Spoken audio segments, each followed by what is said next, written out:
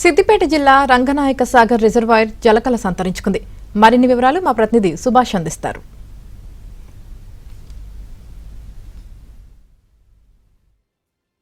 కాళేశ్వరం జలాలు రంగనాయక సాగర్కు చేరుకుంటున్నాయి.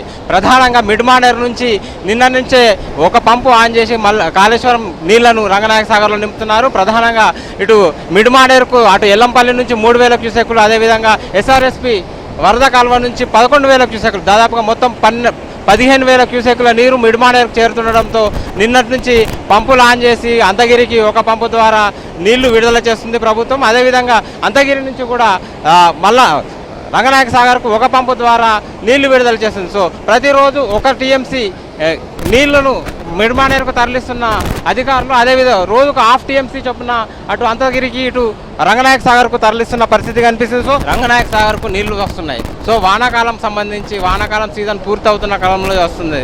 సో ఈ నీళ్లు యాసంగి కన్నా ఉపయోగపడే అవకాశం ఉంటుందా? సముద్రంలో నీళ్లు కలుతున్న సందర్భంగా మరి నీళ్ళు వదలకపోతే పెద్ద ఎత్తున రైతాంగాన్ని తీసుకొని లక్షలాది మంది రైతులు తీసుకొని పోయి నేనే బటన్ ఆన్ చేసి రైతాంగాన్ని నీళ్ళు ఇస్తా అని చెప్పడం వలన ప్రభుత్వం దిగొచ్చి మరి నిన్ననే నీళ్లు వదలడం జరిగింది.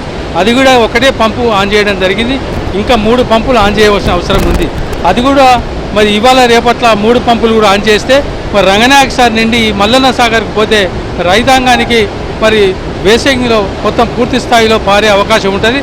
లేకపోతే ఎండిపోయే పరిస్థితి ఉంటుంది. కనుక దయచేసి ఇప్పటికైనా ప్రభుత్వం తలొగ్గి హరీష్ రావు గారి సలహాల సూచనల మేరకు నీళ్లను మరి ప్రతి రైతు కూడా అందే కార్యక్రమం చేపట్టవలసిన అవసరం ఉందని తెలియజేస్తాం. ఏదైతే కేసీఆర్ గారు కాళేశ్వరం నిర్మాణం వల్ల 5 జిల్లాల కరీంనగర్, వరంగల్, మెదక్, మేడ్చల్ జిల్లాలకు నీళ్లు అందించే భువనగిరి అన్నీ కూడా ఇవన్నీ నీళ్లు అందించే విధంగా ప్రభుత్వం చర్యలు చేపట్టాలి. ఏదో తూతూ మంత్రంగా కాకుండా అన్ని ఏదైతే బ్యారేజీలు ఉన్నాయో ఇటు అంతగిరి కావచ్చు, ఇటు రంగనాయక సాగర్ కావచ్చు, ఇటు అన్ని ప్రాజెక్టులు ఎంత సామర్థ్యంలో ఆ నీటిని పూర్తి నిల్వ చేసే విధంగా నింపాలని కూడా ఈ సందర్భంగా డిమాండ్ చేస్తాను. ఏదైతే ప్రెస్ మీట్ ద్వారా హరీష్ రావు ఏదైతే ప్రభుత్వాన్ని హెచ్చరించిందో ప్రభుత్వం దిగొచ్చి నీళ్ళు ఇచ్చినందుకు సంతోషిస్తున్నాం. రిజర్వాయర్లు కట్టి ఇన్ని నీళ్లు తీసుకొచ్చి ప్రజలందరూ రైతుల కోసం చేస్తుంటే పంపులు ఆన్ చేయాల్సింది పోయి ప్రెస్ మీట్లు పెట్టి హెచ్చరిస్తే తప్ప నువ్వు మోటార్లు ఆన్ చేస్తలేవంటే నీ పరిపాలన ఏ విధంగా ఉందో అర్థమవుతున్నది. ఇప్పటికైనా నువ్వు కళ్ళు తెరిచి నీ వికృత చేష్టలు మాని ప్రజలకు, రైతులకు అందరికీ అందుబాటులో ఉండి ప్రజా అవసరాలను తీర్చాలని బీఆర్ఎస్ పార్టీ పక్షాన డిమాండ్ చేస్తాం. సో ఇక్కడ రంగనాయక సాగర్లోకి కాళేశ్వరం జలాలు రావడంతో బీఆర్ఎస్ నాయకులు పండుగ వాతావరణంలో పండుగ చేసుకున్న పరిస్థితి మనం చూస్తున్నాం. వీడియో జర్నలిస్ట్ గిరితో సుభాష్, ఏబిఎన్ ఆంధ్రజ్యోతి, రంగనాయక సాగర్ రిజర్వాయర్ నుంచి. ములుగు జిల్లాలో కురుస్తున్న భారీ వర్షాలకు వాగులు, వంకలు పొంగి ప్రవహిస్తున్నాయి.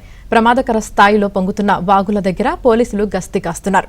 ఎవరిని పొంగే వాగుల వైపు వెళ్లనీయకుండా జాగ్రత్తలు తీసుకుంటున్నారు.